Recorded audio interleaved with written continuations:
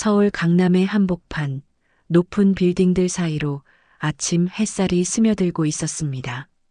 대학병원 정문 앞 인도에는 이미 사람들이 바쁘게 오가고 있었죠. 그 사이로 낡은 손수레를 끌고 나타난 한 할머니가 있었습니다. 바로 김말분이었습니다. 말분은 손수레 위에 정성스럽게 놓인 뜸통들을 바라보며 깊은 한숨을 내쉬었습니다. 79세의 나이에도 허리는 꼿꼿했지만 얼굴에는 세월의 무게가 고스란히 새겨져 있었죠.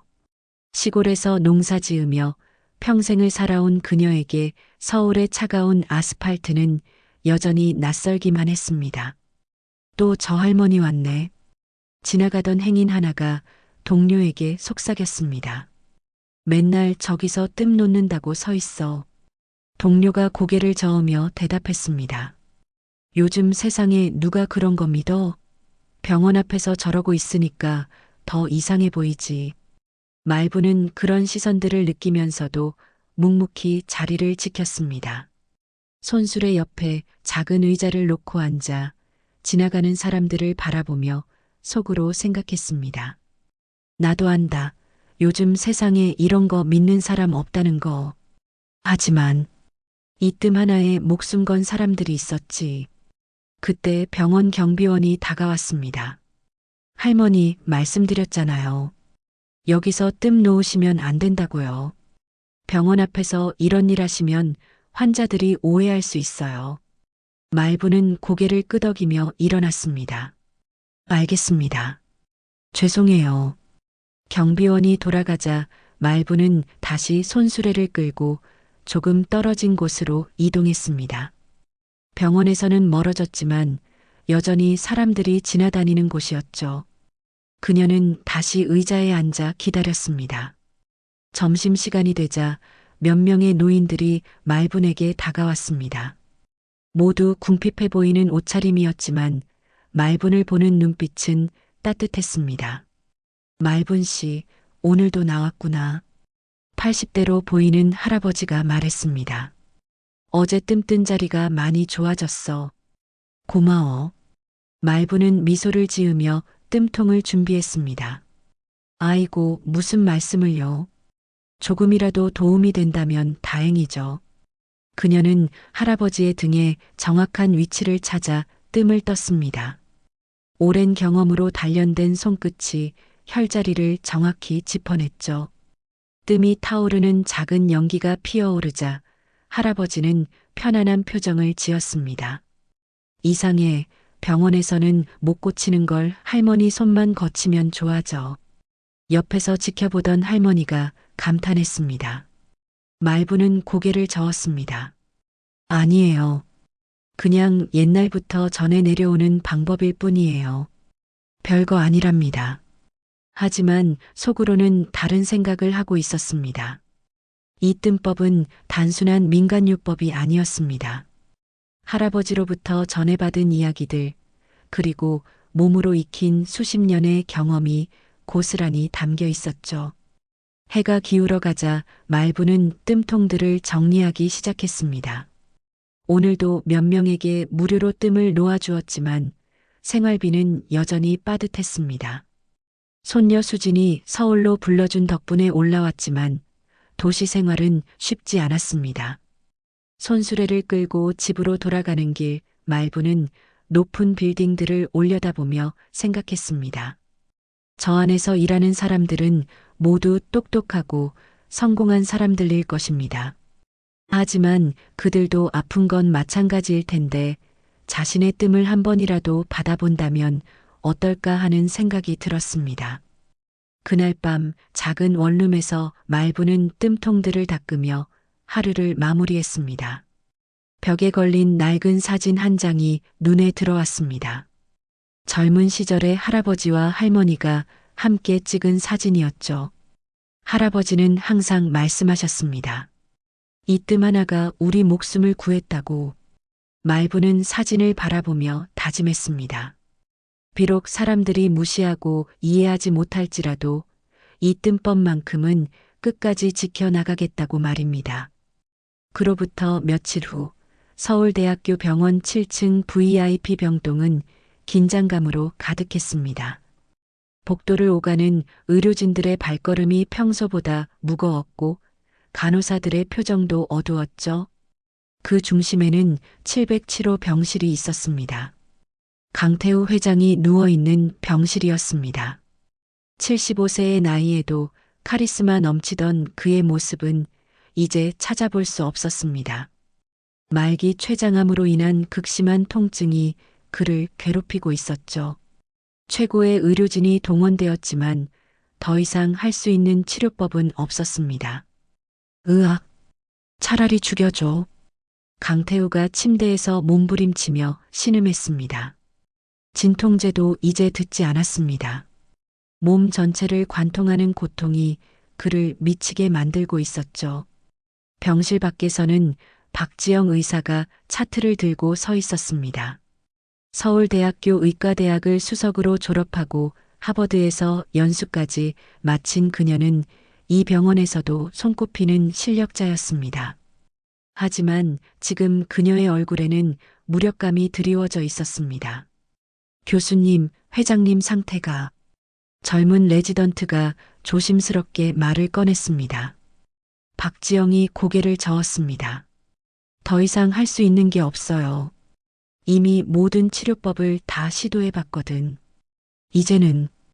그녀의 말이 끝나기도 전에 병실에서 더욱 참혹한 비명소리가 들려왔습니다. 강태우가 침대 난간을 붙잡고 온몸을 떨며 울부짖고 있었습니다. 더는 못 참아. 이 지옥 같은 고통을 끝내줘.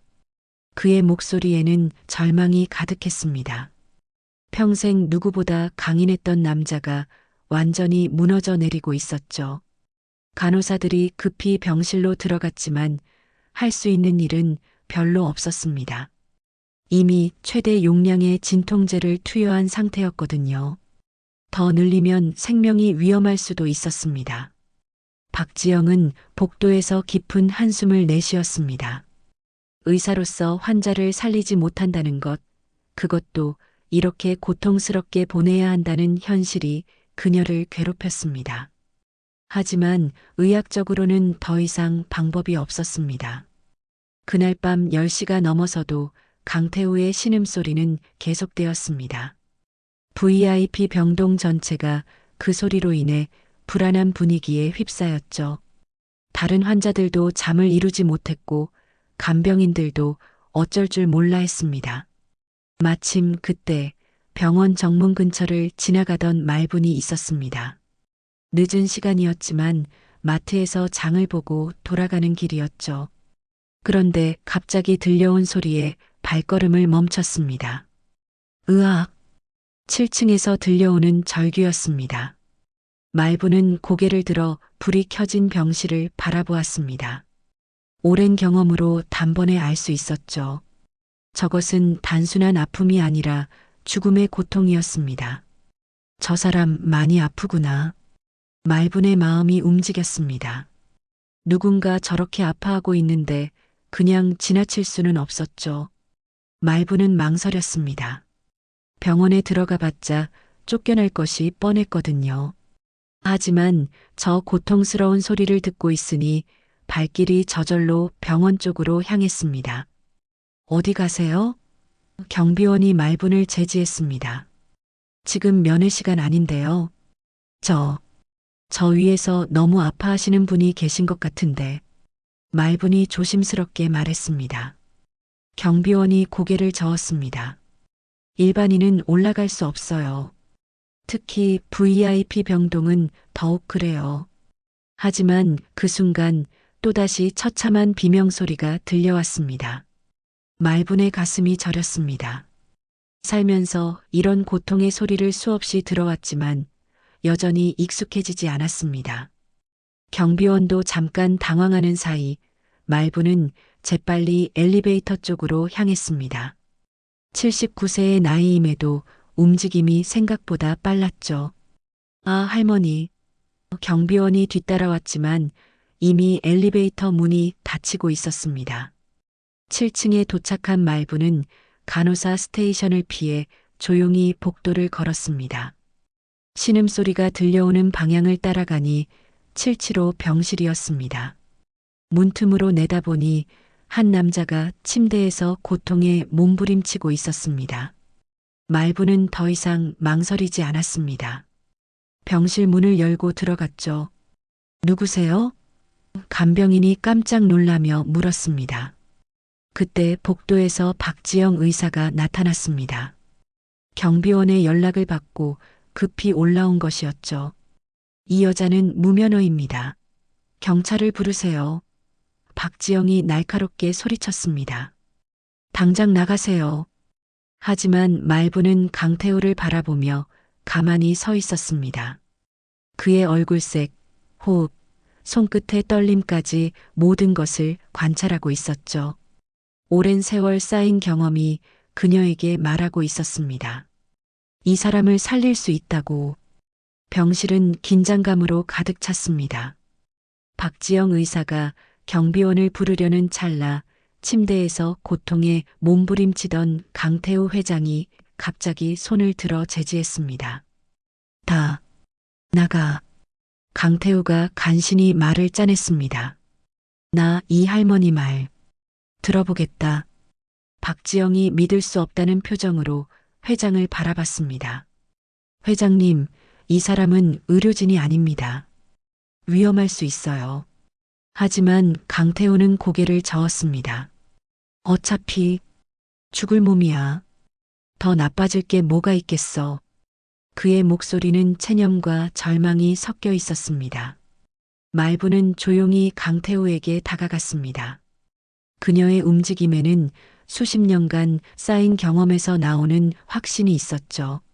먼저 그의 손목을 잡고 맥을 짚어봤습니다. 맥이 참 어지럽구나. 말분이 중얼거렸습니다. 기운이 아래로 다 빠져나가고 있어. 박지영이 비웃듯 말했습니다. 맥진이요? 지금이 조선시대입니까? 현대의학으로도 해결할 수 없는 걸 그런 미신적인 방법으로 어떻게. 조용히 해주세요. 말분이 단호하게 말했습니다. 그 순간 병실 안의 분위기가 달라졌습니다. 79세 할머니에게서 나오는 기운이 예상보다 강했거든요.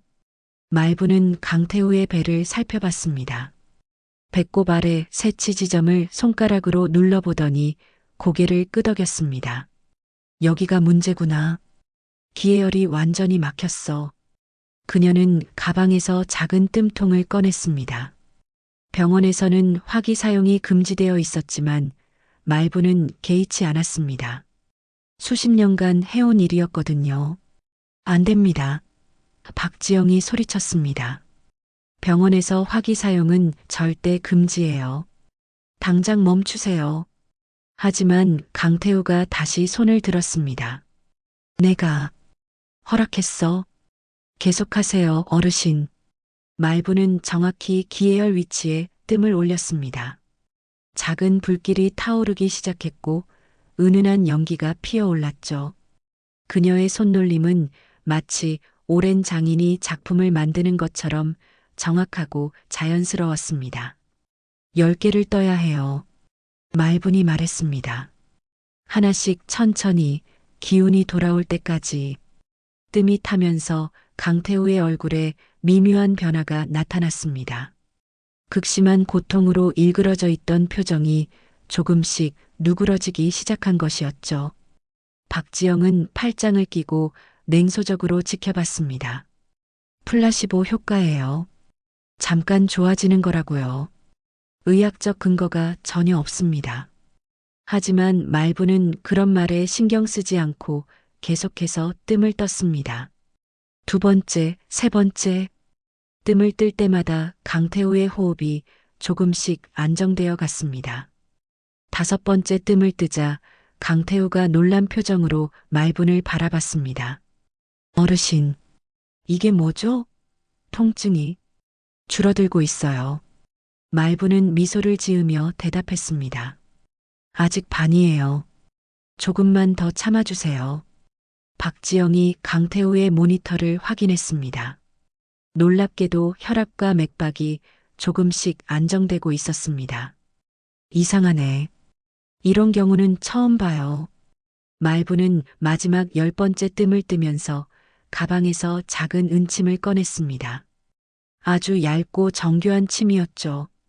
그녀는 기해열 옆에 작은 혈자리에 살짝 침을 찔렀습니다. 아, 강태우가 작은 소리를 냈습니다. 하지만 아픈 소리가 아니라 시원함을 느끼는 소리였습니다. 침을 뺀 말부는 손바닥으로 강태우의 배를 부드럽게 문질렀습니다. 이제 기운이 돌기 시작할 거예요. 조금 더 기다려보세요. 놀라운 일이 일어났습니다. 그토록 고통스럽게 몸부림치던 강태우가 점점 조용해지기 시작한 것이었죠. 얼굴의 핏기도 조금씩 돌아오고 있었습니다. 이럴 수가. 박지영이 중얼거렸습니다. 모니터의 수치들이 눈에 띄게 개선되고 있었거든요. 강태우는 수개월 만에 처음으로 편안한 표정을 지었습니다. 어르신, 정말 고맙습니다. 이렇게 편안한 게 언제였는지. 말부는 뜸통을 정리하며 말했습니다. 아직 완전히 나은 건 아니에요. 하지만 당분간은 편하실 거예요. 병실이 고요해졌습니다. 그토록 처참했던 신음소리가 멈추고 강태우는 깊은 잠에 빠져들었습니다. 평화로운 잠이었죠. 박지영은 여전히 믿을 수 없다는 표정이었습니다. 일시적인 현상일 거예요. 내일이면 다시 원래대로 돌아갈 겁니다. 하지만 말부는 조용히 미소를 지으며 가방을 챙겼습니다. 그녀는 확신하고 있었습니다. 이 치료가 단순한 플라시보 효과가 아니라는 것을요. 제가 내일 다시 올게요. 말분이 잠든 강태우를 바라보며 말했습니다. 한 번 더 뜸을 떠들이면 더 좋아지실 거예요. 박지영이 고개를 저었습니다. 내일은 안 됩니다. 이미 규정 위반이에요. 더 이상은. 그때 강태우가 잠결에 중얼거렸습니다. 어르신, 고맙습니다. 그의 얼굴에는 고통 대신 평온함이 자리 잡고 있었습니다. 말부는 조용히 병실을 나섰습니다. 복도에서 그녀를 기다리고 있던 경비원과 간호사들이 놀란 표정으로 바라봤습니다. 아까까지 들리던 비명소리가 완전히 사라졌거든요. 다음 날이 되었을 때 과연 무슨 일이 벌어질지 아무도 예상할 수 없었습니다. 다음 날 아침 서울대학교 병원은 전례 없는 소동으로 들끓고 있었습니다. 강태우 회장이 깨어난 것은 오전 6시였는데 놀랍게도 혈압과 맥박이 모두 정상 범위로 돌아와 있었습니다. 박지영 의사는 믿을 수 없다는 표정으로 검사 결과를 다시 한번 확인했습니다. 이상해요. 어떻게 하룻밤 사이에 이런 변화가 가능하죠? 강태우는 침대에 앉아 있었습니다. 수개월 만에 처음으로 스스로 몸을 일으킬 수 있었거든요. 박 선생, 그 어르신 언제 오시나요? 회장님, 어제 일은 정말 위험한 상황이었어요. 무면허 의료행위는 법적으로도 문제가 됩니다. 박지영이 단호하게 말했습니다. 하지만 강태우는 고개를 저었습니다. 위험하다고요? 내가 지금 이렇게 멀쩡히 앉아 있는데도 그런 말을 하시는 거예요? 그때 병실 문이 열리고 간호사 한 명이 급히 들어왔습니다. 원장님이 오시라고 하세요. 긴급회의가 있대요. 박지영이 서둘러 원장실로 향했습니다. 복도에는 이미 기자들이 몰려들기 시작했거든요. 누군가 어젯밤 일을 언론에 제보한 것 같았습니다. 원장실에는 병원의 주요 관계자들이 모여 있었습니다. 원장의 얼굴은 심각했습니다. 박 교수, 어젯밤에 정확히 무슨 일이 있었던 거요? 원장이 물었습니다. 박지영이 어젯밤 상황을 설명했습니다.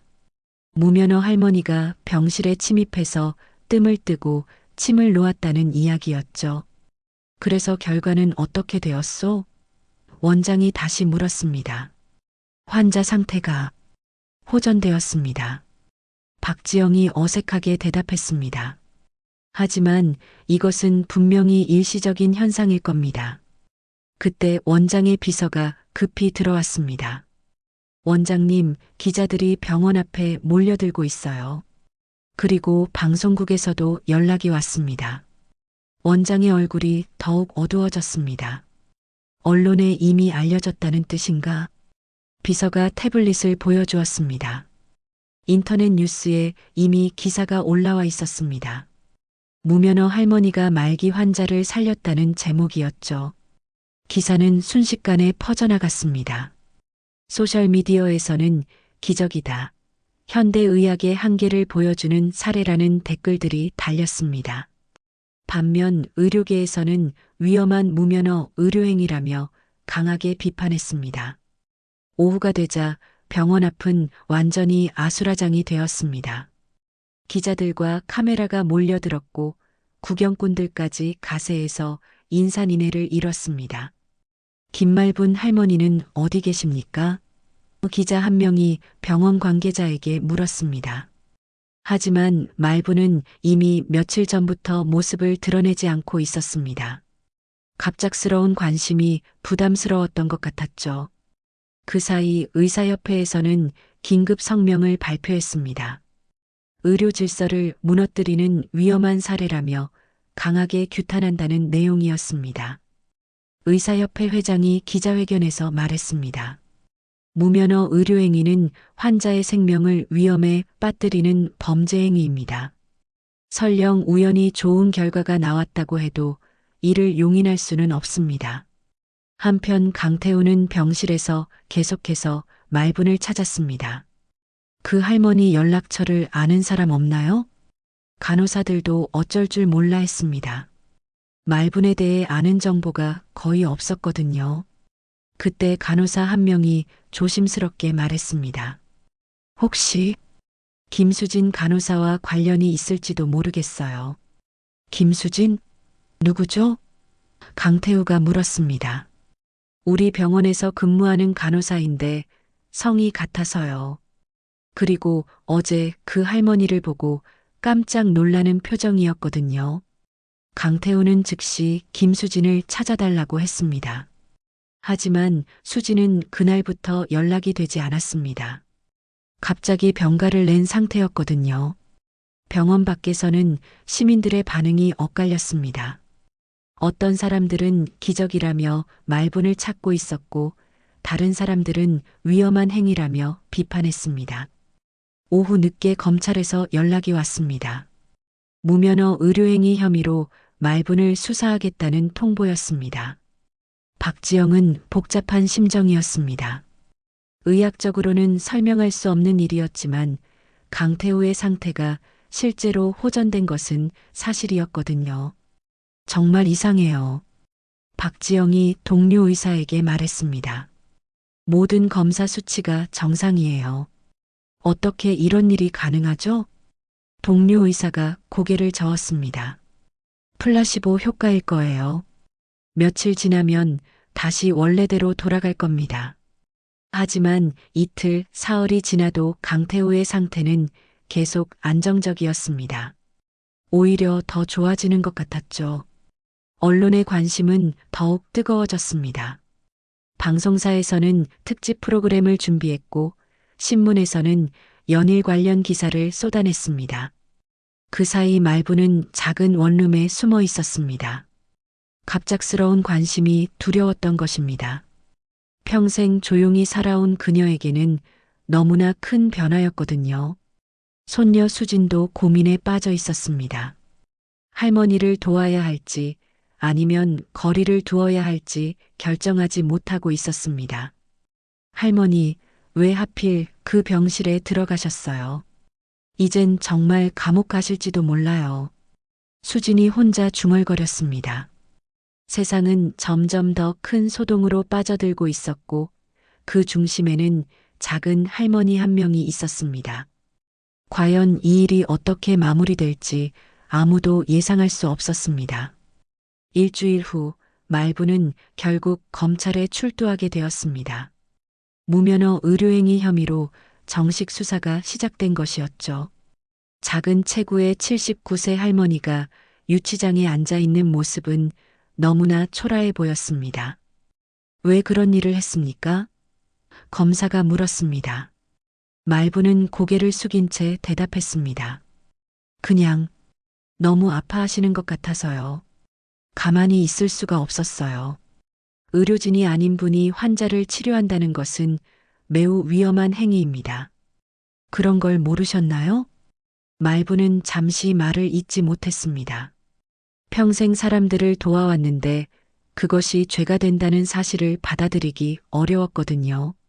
바로 그때 유치장 밖에서 소란이 일어났습니다.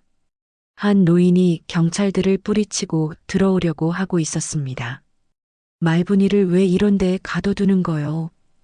목소리가 우렁찼습니다. 그 사람이 무슨 죄를 지었다고 경찰관이 노인을 제지했습니다.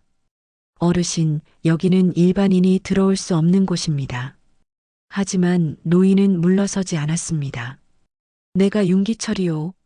말분이의 스승이라고. 말분이 고개를 들었습니다. 스승님? 유치장 너머로 88세의 윤사범이 서 있었습니다. 지팡이를 짚고 있었지만 눈빛만은 여전히 날카로웠죠. 검사가 놀란 표정으로 물었습니다. 스승이라고 하셨나요? 어떤 스승 말씀이신지요? 윤사범이 당당하게 대답했습니다. 뜸법의 스승이요. 그리고 이 뜸법이 어디서 나온 건지 아시오? 검사는 고개를 저었습니다. 윤사범은 깊은 숨을 내쉬고 이야기를 시작했습니다. 나는 일제강점기부터 광복 이후까지 숨어 살아온 독립군이요. 윤사범의 목소리에 무게가 실렸습니다. 말부는 독립군들이 생명 지키기 위해 전수한 비전뜸법을 계승한 마지막 인물이라고 검사와 경찰관들이 놀란 표정을 지었습니다. 갑자기 이야기의 성격이 완전히 달라진 것이었죠. 윤사범이 계속 말했습니다.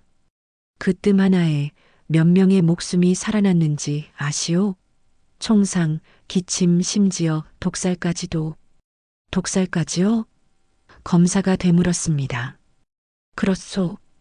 일제강점기 때 독립군들이 일본군의 독을 당했을 때 이 뜸법으로 해독했소. 그리고 총상을 입었을 때도 이 방법으로 지혈하고 상처를 아물게 했지. 윤사범은 가슴에서 낡은 수첩을 꺼냈습니다. 여기 다 기록되어 있소. 누가 언제 어떤 방법으로 치료했는지. 수첩을 받아본 검사는 깜짝 놀랐습니다. 일제강점기부터 시작된 기록들이 빼곡히 적혀 있었거든요. 한글과 한자가 섞인 글씨로 각종 치료 사례들이 상세히 기록되어 있었습니다. 이것이 정말 그때부터 전해 내려온 건가요? 검사가 물었습니다. 윤사범이 고개를 끄덕였습니다. 말분의 할아버지도 독립군이었소. 그분한테서 배운 걸 말분이가 이어받은 거라고. 말분은 눈물을 흘리며 윤사범을 바라봤습니다. 스승님, 어떻게 여기까지. 내가 가만히 있을 줄 알았나? 우리가 목숨 걸고 지켜온 기술을 범죄라고 하는데. 윤사범의 목소리가 떨렸습니다. 그때 검찰청 밖에서 또 다른 소동이 일어났습니다. 기자들이 몰려들고 있었고 시민들도 하나둘 모여들기 시작했습니다. 한 기자가 윤사범에게 마이크를 들이밀었습니다. 정말 독립군 출신이신가요? 그 뜸법이 독립운동과 관련이 있다는 게 사실입니까? 윤사범은 당당하게 대답했습니다. 사실이요. 우리는 목숨을 걸고 나라를 지켰소. 그리고 그 과정에서 서로의 생명을 구하기 위해 이런 기술들을 익혔지. 언론은 즉시 이 소식을 보도했습니다. 무면허 할머니의 뜸법, 독립군 비밀 기술이었다는 제목의 기사가 쏟아져 나왔습니다. 여론이 급변하기 시작했습니다. 처음에는 무면허 의료행위라며 비판했던 사람들도 이제는 다른 시각으로 바라보기 시작했습니다. 인터넷 댓글란에는 독립군들이 목숨 걸고 지킨 기술을 범죄라고 할 수 있나? 이것은 우리의 소중한 문화유산이다라는 글들이 올라왔습니다. 반대로 의료계에서는 더욱 강하게 반발했습니다. 역사적 가치와 의료 안전성은 별개 문제라며 여전히 비판적인 입장을 유지했습니다. 하지만 정부에서도 관심을 보이기 시작했습니다. 문화재청에서 조사관을 파견해서 윤사범의 수첩과 말분의 뜸법을 검토하기 시작한 것이었죠. 윤사범은 기자들에게 말했습니다. 이 기술을 범죄라고 한다면 우리 독립군들이 서로를 살렸던 그 마음도 범죄가 되는 건가요? 그의 말은 많은 사람들의 마음을 움직였습니다. 단순한 의료 분쟁이 아니라 역사와 전통의 문제로 확산되기 시작한 것이었습니다. 말부는 유치장에서 이 모든 소동을 지켜보며 복잡한 마음이었습니다. 자신이 조용히 해온 일이 이렇게 큰 파장을 일으킬 줄은 꿈에도 몰랐거든요. 할아버지, 제가 잘하고 있는 건가요? 말분이 혼자 중얼거렸습니다. 돌아가신 할아버지의 얼굴이 떠올랐습니다. 항상 이 기술로 사람을 살려라고 말씀하셨던 그분의 모습이 말입니다. 밖에서는 시위까지 벌어지기 시작했습니다. 말분 할머니를 석방하라는 피켓을 든 사람들과 의료 질서를 지켜야 한다는 주장을 하는 사람들이 대치하고 있었습니다. 과연 이 사건이 어떻게 마무리될지 그 누구도 예상할 수 없는 상황이 되어버렸습니다. 말분이 유치장에 갇힌 지 사흘째 되는 날 서울대학교 병원에서 기자회견이 열렸습니다. 그런데 놀랍게도 기자회견을 연 사람은 병원 측이 아니라 김수진이었습니다. 수진은 며칠 동안 고민에 고민을 거듭한 끝에 결심을 굳혔습니다. 더 이상 할머니를 혼자 두고 볼 수 없었거든요. 기자회견장에는 수많은 기자들과 카메라가 몰려들었습니다. 수진은 떨리는 손으로 마이크 앞에 섰습니다. 저는 김수진입니다. 수진의 목소리가 작게 울렸습니다. 이 병원에서 간호사로 일하고 있고 기자들이 조용히 기다렸습니다. 수진은 한 번 더 깊은 숨을 쉬고 말을 이어갔습니다. 그리고 김말부는 제 할머니입니다. 기자회견장이 순간 술렁였습니다. 플래시가 터져 나왔고 기자들이 웅성거리기 시작했습니다. 수진은 계속해서 말했습니다. 저는 대학병원 간호사로 일하면서 내내 할머니를 숨겨왔습니다. 현대의학을 배운 사람으로서 할머니의 뜸법을 이해할 수 없었거든요. 한 기자가 손을 들었습니다. 그럼 할머니의 치료법에 대해서는 반대 입장이셨다는 말씀인가요? 수진이 고개를 저었습니다. 처음에는 그랬습니다. 하지만 그녀의 목소리가 떨렸습니다. 할머니의 치료를 직접 본 후에는 생각이 완전히 바뀌었어요. 어떤 치료를 보셨나요? 다른 기자가 물었습니다. 수진은 잠시 머뭇거리다가 입을 열었습니다. 제가 어릴 때 심한 천식을 앓았어요. 병원 치료로도 낫지 않아서 부모님이 포기할 정도였죠. 그때 할머니가 저에게 뜸을 떠주셨어요. 기자회견장이 조용해졌습니다. 수진의 고백에 모든 사람이 집중하고 있었습니다. 한 달 동안 매일 뜸을 뜨고 특별한 차를 끓여주셨어요. 그리고 완전히 나았습니다. 그 이후로 천식이 한 번도 재발하지 않았어요. 수진은 눈물을 훔치며 계속 말했습니다. 그뿐만 아니에요. 동네에서 아픈 사람들이 할머니를 찾아오면 항상 도와주셨어요. 돈을 받지도 않으시고요. 한 기자가 날카롭게 물었습니다. 그렇다면 왜 지금까지 숨겨왔습니까? 간호사로서 할머니를 도와드릴 수도 있었잖아요. 수진의 얼굴이 붉어졌습니다. 부끄럽습니다. 제가 체면을 차렸거든요. 대학병원 간호사가 무면허 치료사의 손녀라는 게 알려지는 게 싫었어요. 그녀의 솔직한 고백에 기자회견장이 다시 조용해졌습니다. 하지만 강태우 회장님을 치료하시는 걸 보고 깨달았어요. 할머니의 그 치료는 제가 본 그 어떤 약보다도 강했고 진심이었습니다. 수지는 가방에서 두꺼운 파일을 꺼냈습니다. 이것은 할머니가 지금까지 도와드린 분들의 기록이에요. 제가 몰래 정리한 것들입니다. 파일을 펼치자 수많은 사진과 기록들이 나타났습니다. 할머니와 함께 찍은 사진들, 치료 전후의 모습들, 그리고 감사 편지들이 빼곡히 정리되어 있었습니다. 이분은 관절염으로 걷지 못하셨는데 할머니 치료 후에 정상적으로 걸으실 수 있게 되었어요. 수진이 사진을 가리키며 설명했습니다. 이분은 불면증으로 몇 년간 고생하셨는데 뜸 치료 후에 깊은 잠을 주무실 수 있게 되었고요. 기자들이 파일을 자세히 살펴봤습니다. 놀랍게도 수십 명의 치료 사례가 체계적으로 정리되어 있었습니다. 한 기자가 물었습니다. 이 모든 치료가 정말 효과가 있었나요? 수진이 단호하게 대답했습니다. 네. 저는 간호사로서 책임지고 말씀드립니다.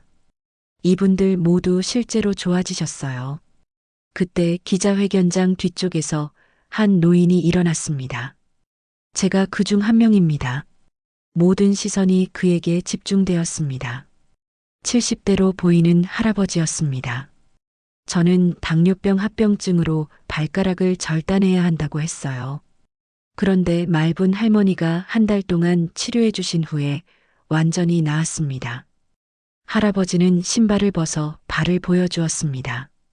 보세요, 멀쩡하잖아요. 기자회견장이 다시 술렁였습니다. 그러자 다른 곳에서도 목소리가 들려왔습니다. 저도 그중 한 명이에요. 저희 어머니도 말분 할머니 덕분에 살아나셨어요.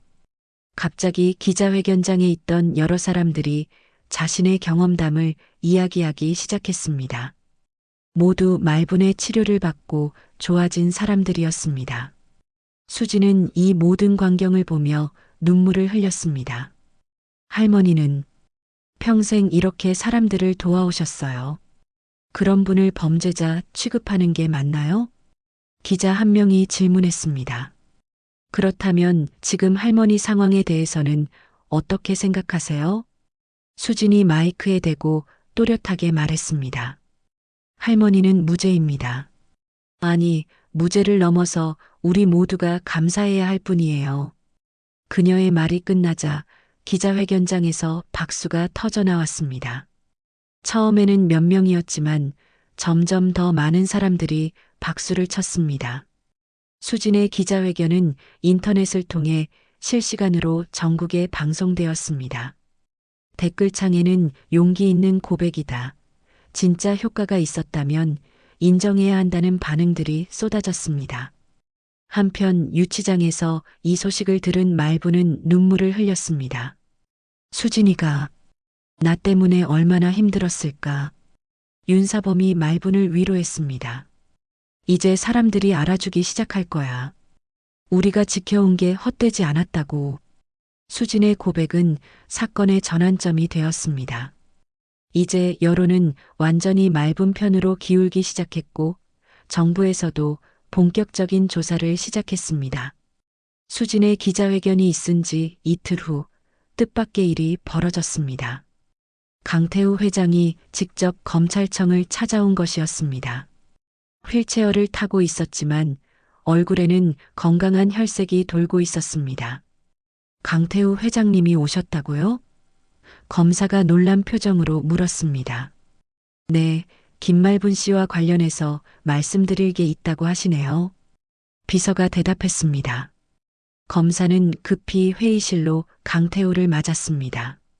강태우는 의외로 침착한 모습이었습니다. 검사님, 김말분 씨에 대한 고발을 취하하겠습니다. 강태우가 단호하게 말했습니다. 취하요? 하지만 이미 수사가 진행 중인데. 검사가 당황해했습니다. 강태우가 고개를 저었습니다. 그분은 제 생명의 은인입니다. 어떤 일이 있어도 처벌받게 할 수는 없어요. 검사는 잠시 말을 잇지 못했습니다. 피해자라고 할 수 있는 당사자가 직접 나서서 이런 말을 하니 상황이 복잡해진 것이었습니다. 회장님, 하지만 무면허 의료행위는 공익을 해치는 범죄입니다. 개인이 취하한다고 해서 수사가 중단되는 건 아니에요. 강태우는 잠시 침묵했다가 입을 열었습니다. 검사님, 제가 말씀드릴 게 있습니다. 김말분 씨의 뜸법에 대해서요. 그는 가슴에서 낡은 사진 한 장을 꺼냈습니다. 흑백 사진이었는데 젊은 남자가 침대에 누워있고 한 할아버지가 그의 이마에 뭔가를 붙이고 있는 모습이었습니다. 이것은 제 아버지 사진입니다. 강태우의 목소리가 떨렸습니다. 일제강점기 때 찍힌 거예요. 검사가 사진을 자세히 들여다봤습니다. 아버님이 아프셨나요? 강태우가 고개를 끄덕였습니다. 제 아버지도 독립군이었습니다. 일본군에게 쫓기다가 총상을 입고 숨어 있을 때 찍힌 사진이에요. 검사의 표정이 진지해졌습니다. 강태우는 계속해서 이야기했습니다. 그때 아버지를 치료해준 분이 바로 김말분 씨의 할아버지였어요. 그분이 뜸을 떠주시고 약초를 다려주셔서 아버지가 살아날 수 있었습니다. 검사는 놀란 표정으로 강태우를 바라봤습니다. 그럼 회장님과 김말분 씨는? 그렇습니다. 우리 집안은 김말분 씨 집안의 생명의 은혜를 입었어요. 강태우의 목소리에 감정이 섞였습니다. 그런데 제가 몰랐어요. 그분이 바로 그 할아버지의 손녀라는 걸요. 강태우는 잠시 말을 멈추고 깊은 숨을 내쉬었습니다. 아버지가 돌아가시기 전에 저에게 말씀하셨어요. 언젠가 그 집안 사람들을 만나면 반드시 은혜를 갚아라라고. 검사는 이 믿기 어려운 이야기를 들으며 할 말을 잃었습니다. 당신의 뜸. 아버지가 돌아가시기 전 이마에 붙이고 있던 게 기억납니다. 강태우가 과거를 회상하며 말했습니다. 그때는 어린아이라서 잘 몰랐는데 이번에 김말분 씨의 치료를 받고 나서야 깨달았어요. 그는 눈물을 흘리며 계속했습니다. 같은 뜸이었어요. 같은 냄새, 같은 따뜻함. 모든 게 일치했습니다. 검사는 이 상황을 어떻게 처리해야 할지 고민에 빠졌습니다. 단순한 무면허 의료행위 사건이 역사적 맥락을 가진 복잡한 문제로 변한 것이었습니다. 회장님, 정말 확실한 건가요? 검사가 다시 한번 물었습니다. 강태우가 단호하게 고개를 끄덕였습니다. 확실합니다. 그래서 저는 김말분 씨에게 평생 연금을 약속하고 그분의 뜸법을 기록으로 남기고 싶어요. 그는 검사를 똑바로 바라보며 말했습니다. 이건 민간요법이 아닙니다. 역사입니다. 바로 그때 문이 열리고 말분이 들어왔습니다. 보석으로 풀려난 것이었습니다. 그녀를 보자마자 강태우는 휠체어에서 일어나 무릎을 꿇었습니다. 회장님, 검사가 깜짝 놀라며 일으키려 했지만 강태우는 움직이지 않았습니다. 김말분 할머니, 정말 죄송합니다. 강태우가 고개를 숙이며 말했습니다. 저희 아버지를 살려주신 은혜를 이제야 갚게 되었네요. 말분은 당황스러운 표정으로 강태우를 바라봤습니다. 회장님, 무슨 말씀을? 강태우가 아버지의 사진을 보여주었습니다.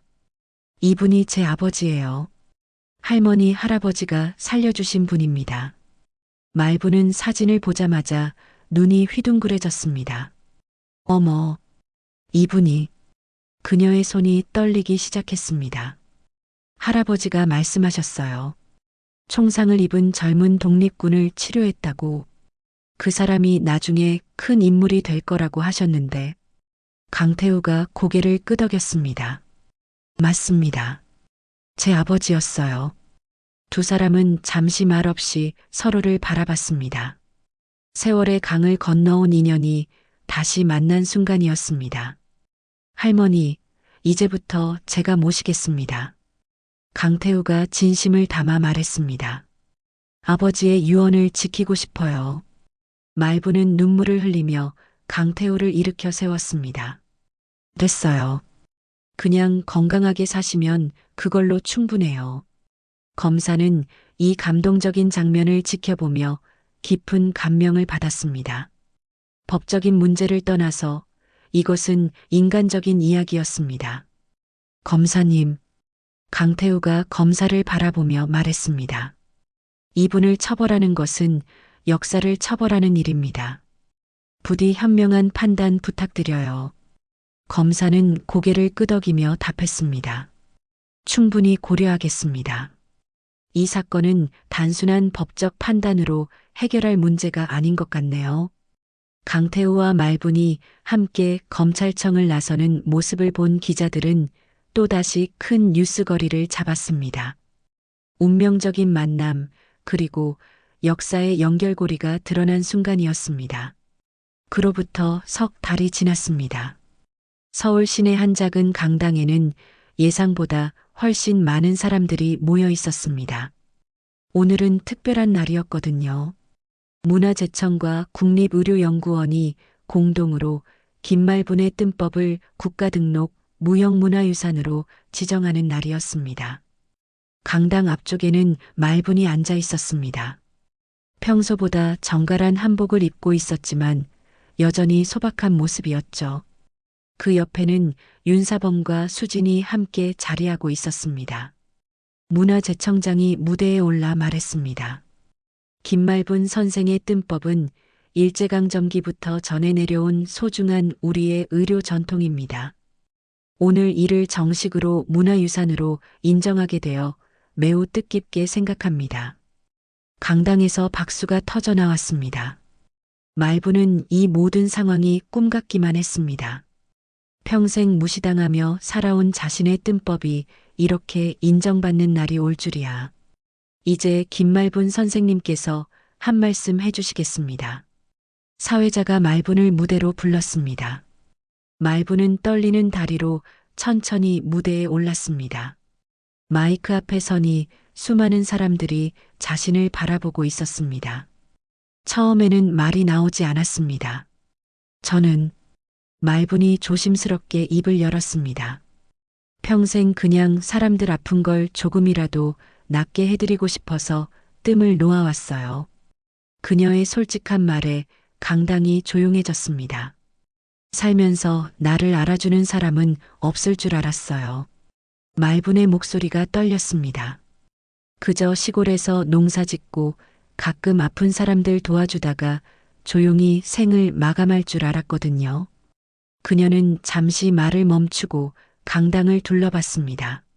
많은 사람들이 진지하게 자신의 이야기를 듣고 있었습니다. 하지만 이렇게 많은 분들이 제 뜸법을 인정해 주시고 말분의 눈에 눈물이 맺혔습니다. 이제야 그때 그 사람들한테도 부끄럽지 않겠구나 싶어요. 강당에서 다시 박수가 터져 나왔습니다. 이번에는 더욱 뜨거운 박수였습니다. 말분은 무대에서 내려와 다시 자리에 앉았습니다. 수진이 할머니의 어깨를 감싸며 말했습니다. 할머니, 정말 자랑스러워요. 그때 강태우가 무대에 올랐습니다. 이제는 지팡이 하나만 짚고도 걸을 수 있을 정도로 건강이 회복되었습니다. 저는 김말분 선생님의 첫 번째 후원자가 되고 싶습니다. 강태우가 마이크에 대고 말했습니다. 앞으로 이 소중한 뜸법을 연구하고 전수할 수 있도록 재단을 설립하겠습니다. 강당에서 또다시 박수가 울려 퍼졌습니다. 그리고 김말분 선생님께 평생 연금을 지급하겠다고 약속했는데 그 약속을 꼭 지키겠습니다. 강태우가 말분을 바라보며 고개를 숙였습니다. 행사가 끝난 후 말분은 작은 휴게실에서 잠시 쉬고 있었습니다. 윤사범이 그녀 옆에 앉았습니다. 말분아, 이제 진짜 인정받았구나. 윤사범의 목소리에는 감회가 묻어났습니다. 말분이 고개를 끄덕였습니다. 스승님 덕분이에요. 스승님이 나서주지 않았다면. 윤사범이 손을 저었습니다. 아니야. 내가 평생 사람들을 성심껏 도왔기 때문이지. 나는 그냥 증언만 했을 뿐이야. 수진이 들어오며 말했습니다. 할머니, 밖에 기자들이 인터뷰 요청을 했어요. 어떻게 할까요? 말부는 잠시 생각하다가 대답했습니다. 됐어. 이제는 조용히 지내고 싶어. 그때 강태우가 들어왔습니다. 선생님, 정말 수고 많으셨습니다. 말분이 강태우를 바라보며 말했습니다. 회장님도 이제 몸이 많이 좋아지셨죠? 강태우가 밝게 웃으며 답했습니다. 네, 덕분에 새 생명을 얻었어요. 이제 남은 인생은 의미 있게 살아보려고 해요. 그러세요. 건강이 가장 소중한 거예요. 말분이 따뜻하게 말했습니다. 며칠 후 말분은 다시 평범한 일상으로 돌아갔습니다. 하지만 이제는 달랐습니다. 정식으로 인정받은 문화재 보유자가 되었고 많은 사람들이 그녀의 뜸법을 배우러 찾아왔습니다. 작은 한의원도 마련되었습니다. 강태우의 후원으로 만들어진 곳이었죠. 말부는 그곳에서 제자들에게 뜸법을 가르치며 환자들을 돌봤습니다. 어느 날 저녁 말부는 한의원에서 하루 일을 마치고 집으로 돌아가는 길이었습니다. 수진이 함께 걸으며 말했습니다. 할머니, 이제 정말 행복하시죠? 말분이 미소를 지으며 답했습니다. 응, 이제야 할아버지한테 떳떳해진 것 같아. 할아버지가 살아계신다면 정말 자랑스러워 하실 거예요. 수진이 할머니의 팔짱을 끼며 말했습니다. 말부는 하늘을 올려다봤습니다. 별들이 반짝이고 있었습니다. 할아버지, 이제 됐죠? 속으로 중얼거렸습니다. 그날 밤 텔레비전에서는 말분의 이야기를 다룬 다큐멘터리가 방영되었습니다. 화면에는 모든 위대한 기술은 사람의 온기에서 시작된다는 문구가 떠올랐습니다. 말부는 그 문구를 보며 고개를 끄덕였습니다. 정말 그랬습니다. 기술보다 중요한 것은 사람을 향한 마음이었습니다. 그 마음이 있었기에 할아버지의 뜸법이 오늘까지 이어질 수 있었던 것이죠. 수진이 할머니의 어깨에 담요를 덮어드리며 말했습니다. 할머니, 이제 푹 주무세요. 말부는 편안한 마음으로 눈을 감았습니다. 평생의 무게가 내려간 것 같았습니다. 이제야 진정한 휴식을 취할 수 있을 것 같았습니다. 창밖으로는 여전히 별들이 반짝이고 있었고 세상은 조용히 잠들어가고 있었습니다. 작은 할머니 한 명의 이야기가 많은 사람들에게 감동과 희망을 주며 마무리되어 가고 있었습니다.